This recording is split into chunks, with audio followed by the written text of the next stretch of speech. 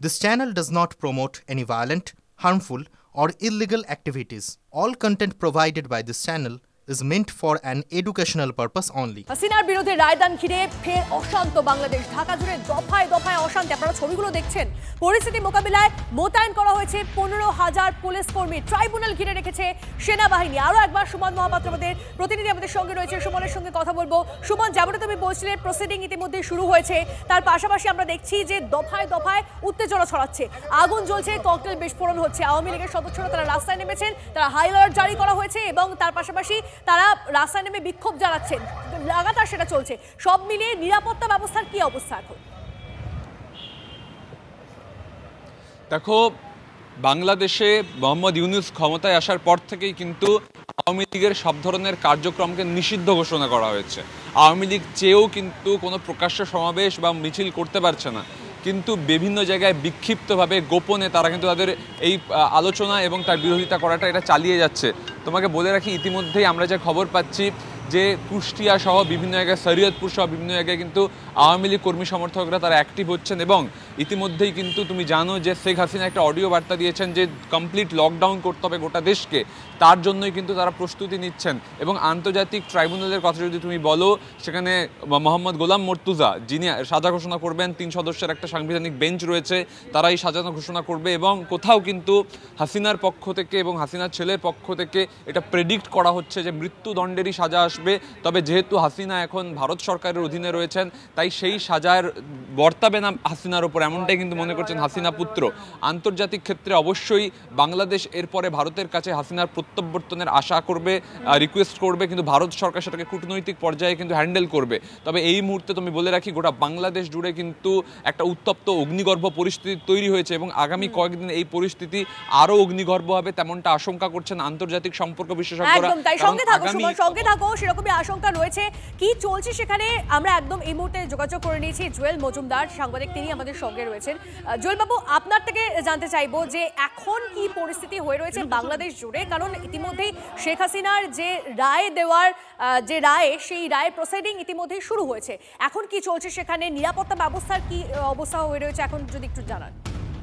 নিরাপত্তা ব্যবস্থার কথা যেটা বলছেন, নিরাপত্তা ব্যবস্থা এর মধ্যে ব্যাপক টাইট নিরাপত্তা গতকাল থেকেই। আপনারা জানেন যে নিষিদ্ধ ঘোষিত কার্যক্রম নিষিদ্ধ আওয়ামী লীগের ডাকা যে শাটডাউন কর্মসূচি গতকাল চলেছিল, আজকেও চলছে, কিন্তু এই কারণে নিরাপত্তা ব্যবস্থা ব্যাপক টাইট। চারিদিকে নিরাপত্তা ব্যবস্থা জোরদার করা হয়েছে। এরই মধ্যে মামলার রায়ের কার্যক্রম শুরু হয়েছে। বাংলাদেশের যে চিফ প্রসিকিউটর আন্তর্জাতিক অপরাধ ট্রাইব্যুনালে, তিনি তার সর্বশেষ বক্তব্য উপস্থাপন করেছেন।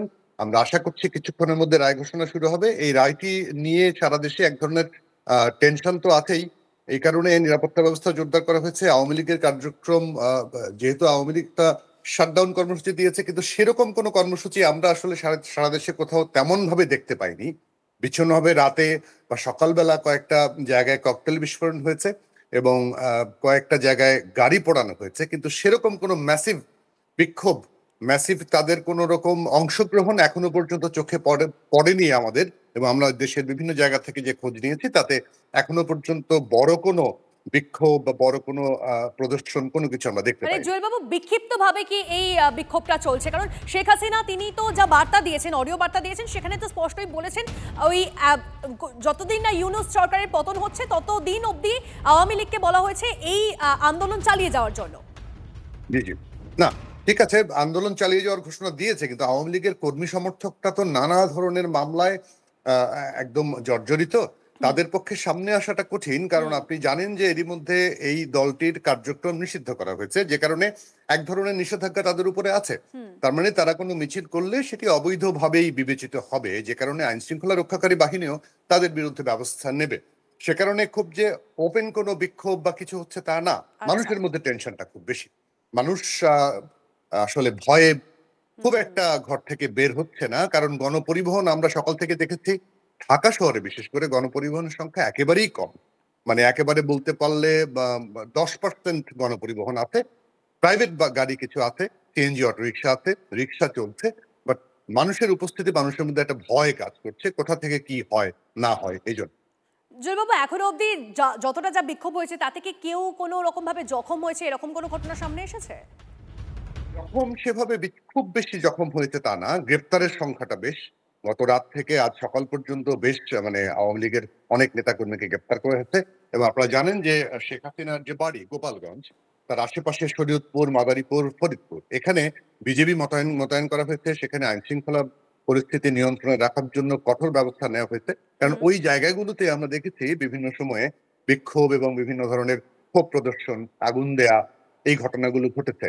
ঢাকায় বিচ্ছিন্নভাবে মানে আমি বলতে পারি যে গুপ্ত হামলা হয়েছে, কিছু কিছু বাসে আগুন দেওয়া হয়েছে গত কয়েকদিন ধরে, এতটুকুই। বেশ, জুয়েলবাবু আপনি আমাদের সঙ্গে থাকুন প্লিজ। একদম ঢাকা থেকে সরাসরি জুয়েলবাবু আমাদেরকে সমস্ত তথ্য আপডেট দিচ্ছিলেন।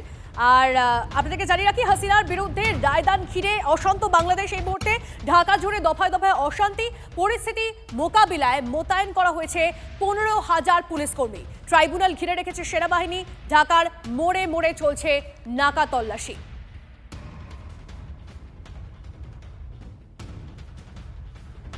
এই মুহূর্তে আমরা কিছু লাইভ ছবি দেখানোর আপনাদেরকে চেষ্টা করছি। এই মুহূর্তে আমরা কিছু লাইভ ছবি দেখানোর চেষ্টা করছি বাংলাদেশ থেকে। From time to time during the proceeding of this case, there are Mr. Sultan Mahmud, Mr. Shahidul Islam Sardar, Mr. Farooq Ahmed, Mr. Abdullah Al-Numan, Mr. Abdul Sattar, Mr. Mamun Rashid, MD Hassanul Banna, SM Moinul Karim, Mr. Saikul Mahdi, Mr. Tariq Abdullah, Mr. Saimum Raja, Mr. Tasmirul Islam, Mr. Tanbir Hossain Joha. Our thanks to all our staff, whose names I could not mention by this time. Our heartfelt thanks to the learned Attorney General, who have attended the trial at the inception and at the conclusion. Over and above, our thanks from the core of our heart to Mr. Tajul Islam, the learned Chief Prosecutor, for playing the part of excellence. We are thankful to all others. Thank you all. Now let us say something about, I am sorry, I am very much sorry. Our sincere thanks to the learned defense lawyers, particularly the learned State Defense Lawyer Mr. Amir Hossain. Many people will say many things, but he has done a lot, and he, in our view, in our estimation, to the best of his possibility, he played the exact role he was supposed to, and that we expected. Thanks to him again. And if anyone is left, sorry that we do not by this time recollect. Our thanks to the learned Attorney General again for his kind presence. We are sorry for being late because many things are connected in the preparation of the judgment. This is a very big matter. For the last couple of days, we could sleep very little, and we had to work continuously for 10 to 12 hours every day. So, anyway, this is our job, but all of you are waiting. You have participated in many ways. Thanks to you all. Now let us discuss something about the judgment. I want to give an idea of the judgment. The judgment comprises 453 pages,